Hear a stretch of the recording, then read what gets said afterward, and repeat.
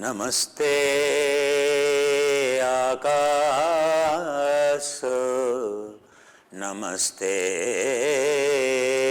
वायु, नमस्ते तेजो, नमस्ते आपो, नमस्ते पृथिवी,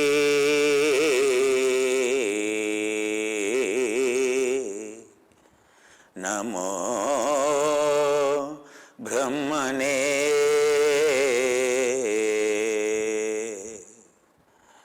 त्वामेवं ब्रह्मासि सत्यं वदिष्यामि ऋतं वदिष्यामि त्वमेवं प्रत्यक्षं ब्रह्म वदिष्यामि अवतु माम् अवतु वक्तारम्.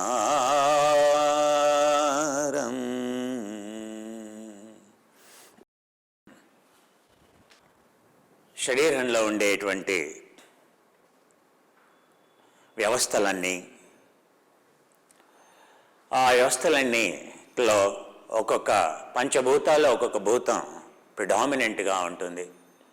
ఆ పంచభూతాల యొక్క అసమానత వల్ల, సమతుల్యతను కోల్పోవడం వల్ల ధాతులోపం కలుగుతుందని, ఆ ధాతులోపం వల్ల మనకి ఆరోగ్యం లోపిస్తుందని, వ్యాధులు సంభవిస్తాయని ఆయుర్వేదమైన యోగా అయినా చెబుతోంది. అన్నమయ కోశంలో ఉండేటువంటి సప్తధాతు లోపం, ప్రాణమయ కోశంలో ఉండేటువంటి పంచప్రాణాలు మరియు 6 ఉపప్రాణాలు మరియు మనోమయ కోశంలోని పంచేంద్రియ జ్ఞానేంద్రియాలుతో కూడినటువంటి 16 ఇంద్రియాలు, ఆ ఇంద్రియ విషయాలు మరియు ఆ యొక్క విజ్ఞానమయ కోశానికి సంబంధించినటువంటి బుద్ధి మరియు అహం, కాణ శరీరానికి, ఆ ఆనందమయ కోశానికి సంబంధించినటువంటి ప్రకృతితో కూడినటువంటి, మాయతో కూడినటువంటి, అసత్వంతో కూడినటువంటి, అకుశల చిత్తాలతో కూడినటువంటి కాణమయ శరీరం. ఆ కాణమయ శరీరాన్నే ఆనందమయ కోశం అని అంటాం. మన ఆనందం అనేది అహం వల్ల కలిగేటువంటి ఆనందం, ప్రకృతికి వల్ల కలిగేటువంటి ఆనందం, అకుశలమైనటువంటి చిత్తాల వల్ల కలిగేటువంటి ఆనందం, అనిత్యంగా ఉండేటువంటి ఆనందం, దుఃఖాన్ని తీసుకొచ్చేటువంటి ఆనందం, మాయతో కూడినటువంటి ఆనందం, బాహుబలి లాంటి సినిమా చూస్తే వచ్చేటువంటి ఆనందం. అంటే సత్యానికి ఎంత దూరంగా విపరీత వికల్పంతో కూడినటువంటి వాటిని మనం విపరీతంగా అభిమానిస్తాం. ఈరోజు మనకి ఆనందాన్ని ఇచ్చేవన్నీ కూడా, బాక్స్ ఆఫీస్లో హిట్లు అయ్యే సినిమాలన్నీ కూడా, ఆకాశంలో తేలిపోతూ చేసేటువంటి ఫైట్లు కానివ్వండి, అవునా, సో ఆకాశంలో ఎగరటం కానివ్వండి, అసాధ్యమైనవి సాధ్యంగా చూపెట్టేటువంటి, సో వికల్పంతో కూడినటువంటి ఏవైతే ఉన్నాయో వాటిల్లో మనం ఆనందాన్ని ఎక్కడైతే వెతుక్కుంటున్నామో ఆ ఆనందమే మన యొక్క లోపల ఉండేటువంటి రసాయనాల యొక్క అసమానతకి కారణం. మన ఎక్సైటేషన్కి, మన యొక్క డిప్రెషన్కి, ఒక ఎక్సైటేషన్ అయ్యామనంటే చెప్పాను కదా, మన యొక్క ఎక్సైటరీ న్యూరో ట్రాన్స్మిటర్స్ బాగా ఎగ్జాస్ట్ చేస్తూ జనరేట్ చేస్తూ పోయామంటే అందుకే అదే హైపర్ యాక్టివిటీకి, మన ఎమోషనల్ ఇంబ్యాలెన్స్కి అదే కారణం, భావోద్వేగాలకి అదే కారణం. ఈ పంచకోశాలని ఎవరైతే శుద్ధి చేస్తారో, ఈ దాత లోపాలని ఎవరైతే సరిచేస్తారో, స్థూల శరీరం అని వ్యవహరింపబడేటువంటి అన్నమయ కోశంలో ఉండేటువంటి సప్తధాతువుల్ని, అంటే free radicals, advanced glycylated end products. So ఈ యొక్క చర్మం కింద ఉండేటువంటి కొవ్వు, ఆ కొవ్వు కింద ఉండేటువంటి కండరం, ఆ కండరం కింద ఉండేటువంటి అస్థిక ఎముక, ఆ లోపల ఉండేటువంటి మధ్య, వీటన్నింటినీ ప్రిడామినెంట్ చేసేటువంటి వీర్యం టెస్టోస్టెరాన్. ఇవన్నీ గనక చక్కగా ఉంటే ఆ మధ్య ఉత్పత్తి చేసేటువంటి రుధిరం, రక్తం, ఇవన్నీ కూడా శుభ్రంగా ఉంటే, శుద్ధిగా ఉంటే, చూడండి మన పూర్వీకుల యొక్క విశ్లేషణ, ఇవి గనక శుద్ధిగా ఉంటే, అంటే ధాతు లోపం లేకుండా ఉంటే, సమతుల్యత గనక కలిగి ఉంటే, వీటినే సప్తధాతువులు అని అంటాం. దాన్నే స్థూల శరీరం అంటాం. దాన్నే అన్నమయ కోశం, అన్నం చేత పోషించబడేది, పెంచబడేది. ఏ శరీరం అయితే ఉందో, ఏ శరీరాన్ని అయితే మనం అభిమానిస్తాం, ఆ శరీరాన్ని అన్నమయ కోశం అని అంటాం.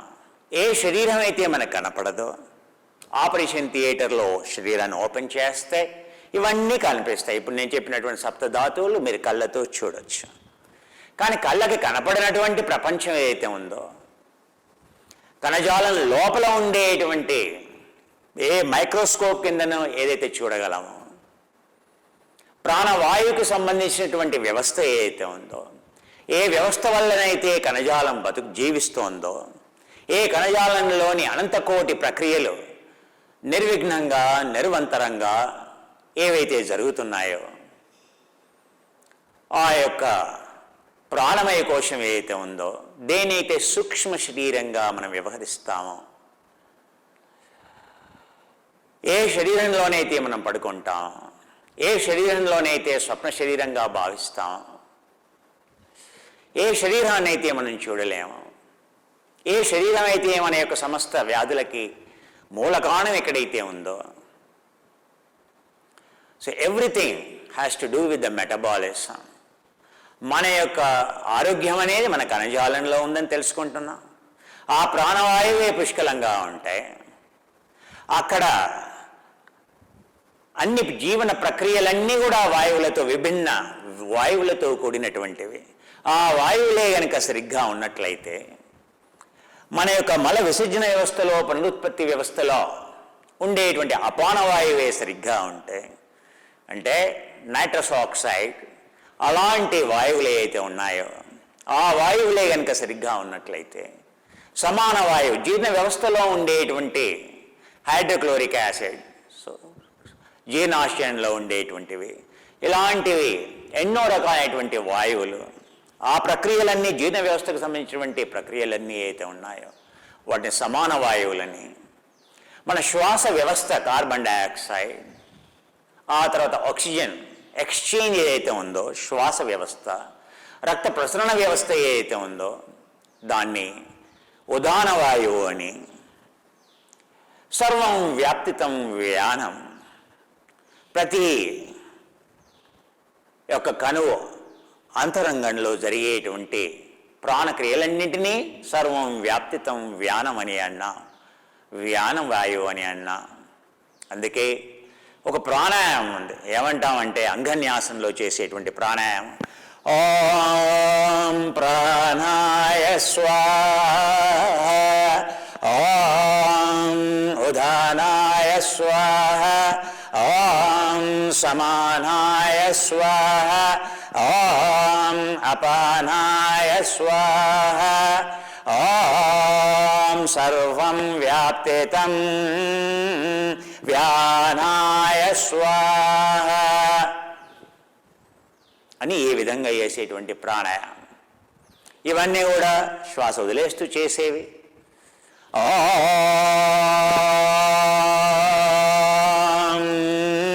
ప్రాణాయ స్వాహ, శరీరం కింద నుండి పైన ప్రతి కణజాలంలో ఊపిరితిత్తుల యొక్క కింది భాగం డయాఫ్రమటిక్ రీజియన్, ఊపిరితిత్తుల యొక్క మధ్య భాగం మీడియల్ లోబ్స్, దాని ఇంటర్కోస్టల్ రీజియన్ అంటాం. ఊపిరితిత్తుల యొక్క పై భాగం సుపీరియర్ లోబ్స్, క్లావికులర్ రీజియన్ అంటాం. సో బ్రెయిన్ యొక్క రక్త ప్రసరణ వ్యవస్థ, మరియు మన యొక్క ఊపిరితిత్తుల శ్వాస వ్యవస్థ, రక్త ప్రసరణ వ్యవస్థ, గుండెకి సంబంధించినటువంటి రక్త ప్రసరణ వ్యవస్థ, మరియు రెస్ట్ ఆఫ్ ద బాడీకి సంబంధించినటువంటి రక్త ప్రసరణ వ్యవస్థ ఏదైతే ఉందో, ఈ సమస్త వ్యవస్థలో ప్రాణవాయువుని పంపించడానికి వేసేటువంటిది ఏమంటామంటే ఓం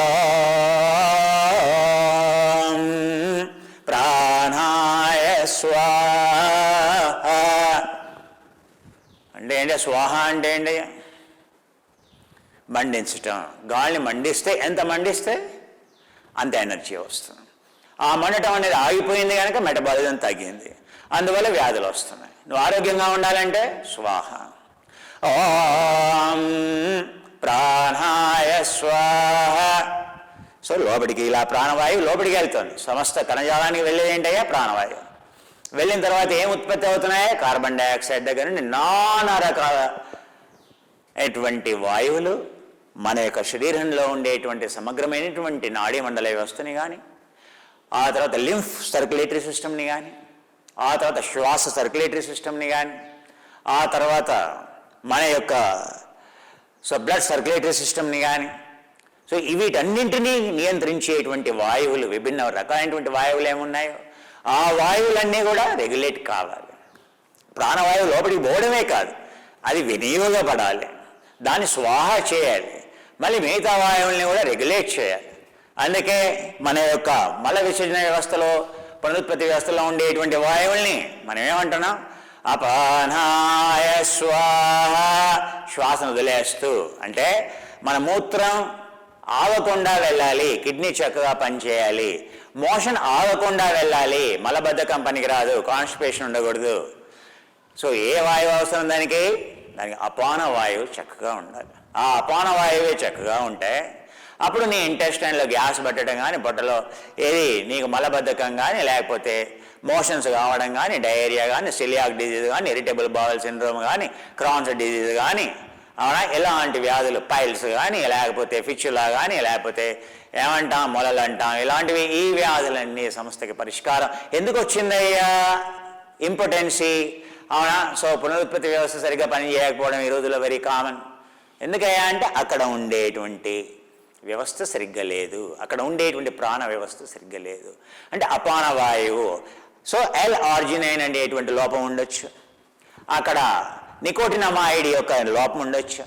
ఈ న్యూట్రియంట్స్ లేకపోవడం వల్ల సో మన యొక్క సిట్రులిన్ ప్రొడ్యూస్ కావట్లేదు, అక్కడ ఆర్నిథైన్ ప్రొడ్యూస్ కావట్లేదు. సో న్యూట్రియంట్స్ డెఫిషియన్సీ ఏర్పడింది.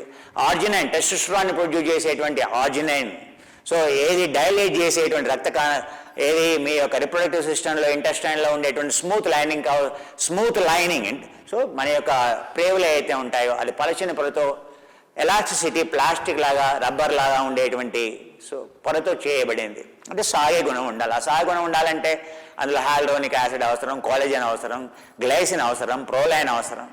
సో ఇవన్నీ కూడా సరిగ్గా వినియోగపడాలి అంటే అక్కడ అవన్నీ వాయువులు చెప్పాను కదండి. సో నైట్రస్ ఆక్సైడ్ అనేది సరిగ్గా ఉత్పత్తి అవుతాయి, అప్పుడు మీ ఇంటెస్టైన్స్ అనేవి స్ట్రాంగ్గా ఉంటాయి, మీ యొక్క రిప్రొడక్టివ్ సిస్టమ్ అనేది సో స్ట్రాంగ్గా ఉంటుంది. అవునా, ఆడవాళ్ళే కానీ మగవాళ్ళే కానీ. ఈ మధ్య ఎక్కడ చూసినా గర్భాశయం తిక్కు కావడం, లేకపోతే పొటెన్సీ లేకపోవడం, నానా రకాల పునరుత్పత్తి సమస్యలు, కొత్తగా పెళ్ళైనటువంటి జంటలకి ఎన్నో సమస్యలు. ఇవన్నింటిని రెగ్యులేట్ చేయాలి అని అంటే ఈ వ్యవస్థని సమగ్రంగా చేయాలి. అందుకే ఏమంటాం? ఓం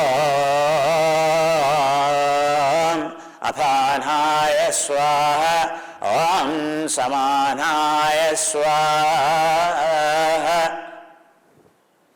స్వాహ.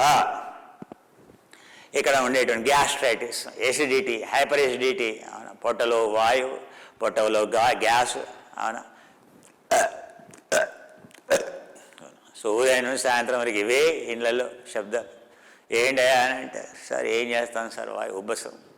సరే ఇంకా కొంతమందికి మంట, తింటే చాలు మంట, పొట్టలో మంట. ఆ డాలో ఒమిప్రజోల్, రాబోప్రజోల్, ప్రజోల్, జోల్, దాంతో లివర్ డ్యామేజ్, దాంతో ఇంటెస్టైన్ డ్యామేజ్, అవునా. సో జీర్ణ వ్యవస్థని, జీర్ణ ప్రక్రియకు సంబంధించినటువంటి ఎంజైమ్స్ని రెగ్యులేట్ చేసుకోవాలి. గ్యాస్ట్రిక్ జ్యూస్ని ఇంజెక్ట్ చేయాలి. గ్యాస్ట్రిక్ జ్యూస్ చక్కగా ప్రొడ్యూస్ కావాలి. జీర్ణరసం చక్కగా జఠరసం చక్కగా ప్రొడ్యూస్ చేయాలి. జఠరసం జీర్ణరసం జఠరసం దాన్నే గ్యాస్ట్రిక్ జ్యూస్ అంటాం. ఆ గ్యాస్ట్రిక్ జ్యూస్ అని అంటే మరి టీవీ చూస్తూ తినడం పనికిరాదు. టీవీ చూస్తే మైండ్ ఎక్సైట్ అయిపోయి మైండ్ ఎక్సైట్ అయిందని అంటే మరి గ్యాస్ట్రిక్ జ్యూస్ ఉత్పత్తి కాదు. గ్యాస్ట్రిక్ జ్యూస్ ఎప్పుడు ఉత్పత్తి అవుతుంది అయ్యా? విధానాడే యాక్టివ్గా ఉంటే గ్యాస్ట్రిక్ జ్యూస్ ఉత్పత్తి అవుతుంది. మరి నువ్వు టీవీ చూస్తూ ఆ తర్వాత వాడితో మాట్లాడుతూ టేబుల్ ముందు డిస్కషన్లు చేస్తూ భార్యను ఓవైపు కోపడుతూ ఒంటిట్లో ఏమైనా ఇలా ఉప్పు ఎలా ఉంది, నువ్వు కారం ఎలా ఉంది, ఆ పిల్లల వ్యవహారం నీకు ఎందుకు మార్క్స్ వచ్చారో తినేప్పుడు ఈ విధంగా నీ వ్యవహారం ఉందనుకో, సో ప్రశాంతంగా శాంతంగా అవునా. సో ధ్యాసతో తినాల్సినటువంటి ఆహారం, కృతజ్ఞతాభావంతో తీసుకోవాల్సినటువంటి ఆహారం. ఓహో ఈ ప్లేట్లో ఆహారం పట్టమే కష్టం, ఎందుకంటే ఆహారం మనం ఏం తయారు చేయలేదు కదా. అవునా, ఆహారం మనం నువ్వేం తీసుకురాలే కదా. అందులో ఉండేటువంటి దినుసులు ఎవరో పండించింది ఒకరు, తీసుకొచ్చింది ఒకరు, వండింది ఒకరు. అసలు కృతజ్ఞత వదిలేసాం. అవును, దానికి వంకలు, ఇది ఇలా ఉంది అది అలా ఉంది, ఇది చిరుబురులాడతాం అంటే ఏంటో ఇదంతా ఈ చిరుబురులాడటం. కానీ ఆ తర్వాత టీవీ చూస్తూ ఎక్సైట్ అయ్యేస్తూ ఈ డిస్కషన్లు పెడుతూ డైనింగ్ టేబుల్ దగ్గర, ఇదంతా సింపథెటిక్ పింగళ నాడి యాక్టివిటీ అయ్యా. సింపథెటిక్ నర్వస్ సిస్టమ్ యాక్టివేట్ చేస్తే తినేప్పుడు జీర్ణరసం జఠరసం ఎక్కడ ఉత్పత్తి అవుతుంది అయ్యా? అందుకే అజీర్తి, అందుకే డయాబెటీస్. అవునా, తిన్నది సరిగ్గా అరగాలి అని అంటే అందుకే పూర్వకాలంలో తినేప్పుడు నో డిస్కషన్స్. అవునా, సో చాలా ప్లేటు చుట్టూ మొదలు నివేదన వేసి, నిర్వేదన ఈ ఆహారం అనేది నా లోపల ఉండేటువంటి దుఃఖాన్ని నేను తీసివేస్తున్నాను. ఏమని చదువుతావు? నిర్వేదన చేస్తూ ఓ ఆనాయ స్వాహ, అపానాయ స్వాహ, సమానాయ స్వాహ, ఉదానాయ స్వాహ, వ్యానాయ స్వాహ అని అలా చెప్పి అప్పుడు సో చెప్పిన క్లాక్ వైజ్ రొటేషన్లో చేస్తే పొటెన్షియల్ పెరుగుతుంది, ఎనర్జీ అందులో ఉండేటువంటి ఓజస్ పెరుగుతుంది ఆహారంలో. చూడండి మనం తినేటువంటి విధానం. అవునా, మొదటి ముద్ద సమస్త జీవరాశులకి, అవునా సమస్త జీవరాశులకి నువ్వు పుట్టడానికి కారణమైనటువంటి పితృదేవతలకి మొట్టమొదటి ముద్ద ఆ ప్లేట్లో ఒక కార్నర్లో పెట్టి, అబ్బా ఈ ఆహారం తింటున్నాను అంటే సో నువ్వు జన్మ ఎవరు ఇవ్వబట్టే కదనే తినేది. నువ్వు జన్మ ఇచ్చాను అంటే తల్లి ఉంది, తల్లికి తండ్రి ఉన్నాడు, మళ్ళీ తల్లిదండ్రి ఉన్నాడు, మళ్ళీ ఆ తల్లికి ఇంకో తల్లి, ఆ తల్లికి ఇంకో తల్లి, ఇంకో తల్లికి నీకు గోత్రం ఉంది కదా. అవునా, సో అక్కడి నుంచి మొదలైంది నీ యొక్క పరంపర. ఓ యోగితో ఓ మునితో మొదలైంది, దాన్నే గోత్రం అని అంటాం. సో ఆయన యోగి అయ్యాడు, కానీ మనం బహుళం అవుతున్నాం.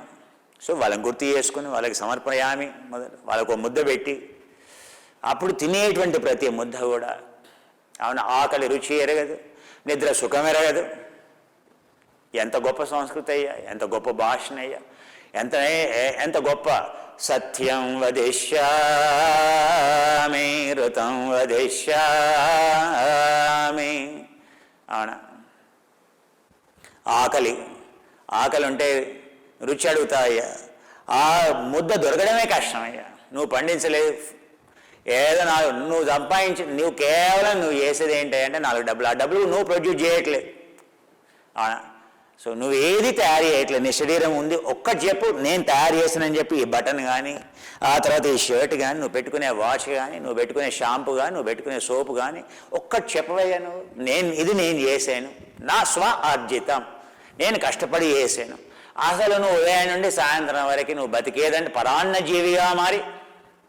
అవునా, అసలు ఎంతోమంది ఎన్నో జీవరాశి, సమస్త జీవరాశి, అన్ని రకాల వృత్తులు వాళ్ళందరూ కష్టపడితే నువ్వు సర్వైవ్ అవుతున్నావు. ఉదయం నుంచి సాయంత్రం వరకు నీ మనుగడంతా ఎంతోమంది ప్రాణజీవిగా బతుకునేటువంటి మనకి అహం ఎలా, ఈగో ఎలా, రుచులు వెతకటం ఎలా, రుచి గురించి అడగటం ఎలా, కృతజ్ఞత మర్చిపోయాం. మళ్ళీ మన భారతదేశంలో మన దగ్గర మన ఒంటిట్లో వెళ్తే ఒట్టు, కానీ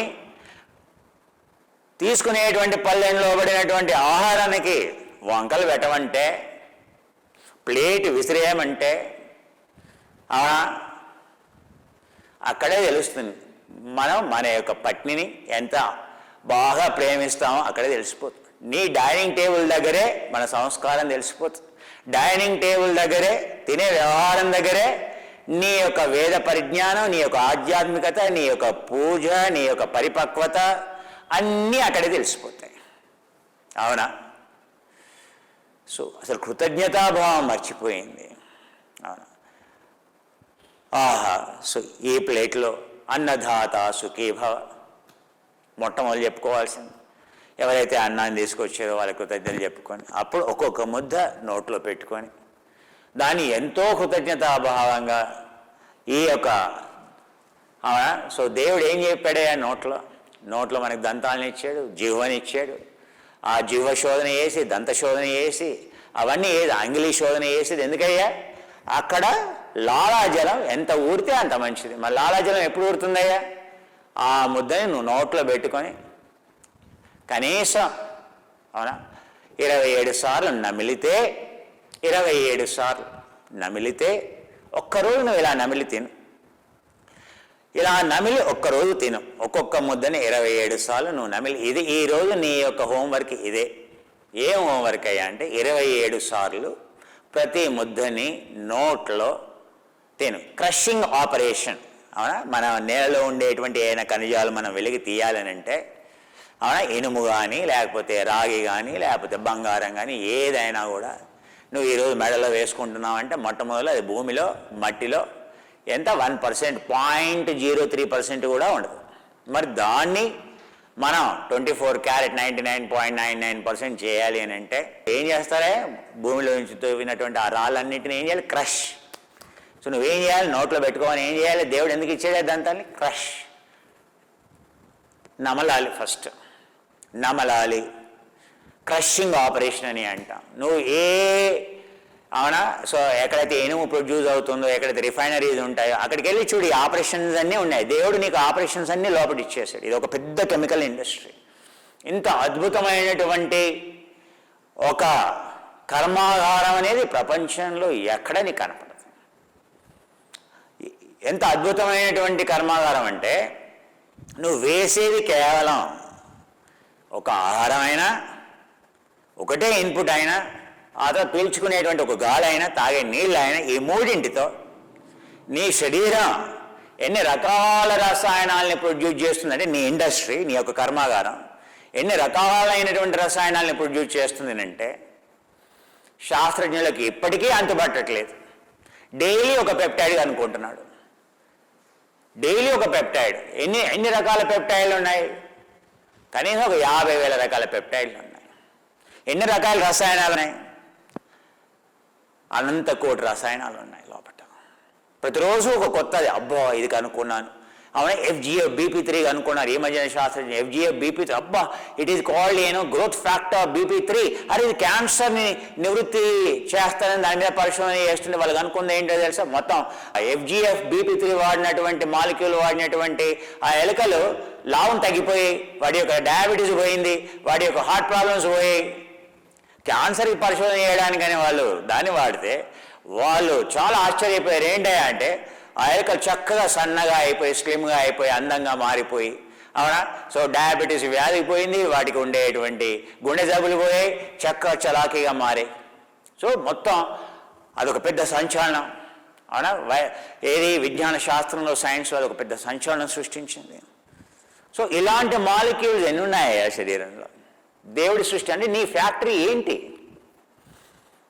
నువ్వు మళ్ళీ ఇది ఎంత తొందరగా ప్రొడ్యూస్ అవుతుంది ఈ రసాయనాలన్నీ? నువ్వు అలా ఇచ్చేవోలేవో. అవునా. ఇవన్నీ రసాయనాలు ఆటోమేటిక్గా ప్రొడ్యూస్ అవుతున్నాయి. ఏది ఎంత నిష్పత్తిలో ప్రొడ్యూస్ కావాలో, ఏది ఎంత క్వాంటిటీలో ప్రొడ్యూస్ కావాలో అవన్నీ నీ కర్మాగారంలో ప్రొడ్యూస్ అవుతున్నాయి. వేస్ట్, సో పనికిరానటువంటి వ్యర్థ పదార్థాలు అంటే ఎఫ్లుయెంట్ మేనేజ్మెంట్ అంటాం, సాలిడ్ ఎఫ్లుయెంట్. అవునా. సో ఘనీభూతమైనటువంటి వ్యర్థ పదార్థం కింద నుంచి వెళ్ళిపోయే మెకానిజం. Liquid effluent. అవునా. సో ద్రావణంతో ఓడినటువంటి పనికిరానటువంటి పదార్థాలు చెమట ద్వారా వెళ్ళిపోవటం, ఆ తర్వాత పనికిరానటువంటిది యూరిన్ ద్వారా వెళ్ళిపోవటం.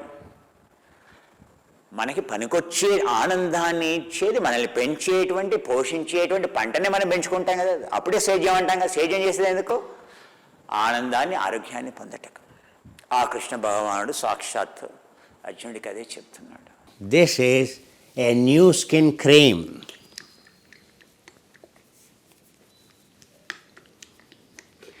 For this winter is much more evolved. It has the best of the serums in the world using the peptides. The most expensive peptides are the eyebrow, it's a dark circle clearing, and your fairness peptides. There are more than 25 peptides used today for your skin. For your eyebrows too, for your eyes too. Your skin cream. This is a cream. Little bit we use, very little bit we use. Which cream? Which butter is the best in the world? Shea. But how many are cosmetic shea butters are pure shea butter? This is pure, very little. In order to withstand the serums, we use that. It has 35 peptide serums, though they are at the micro level. That's enough. So it forms the best fairness, anti-pigmentation, the best day-to-day skin repair, rejuvenation, purifying serum it has.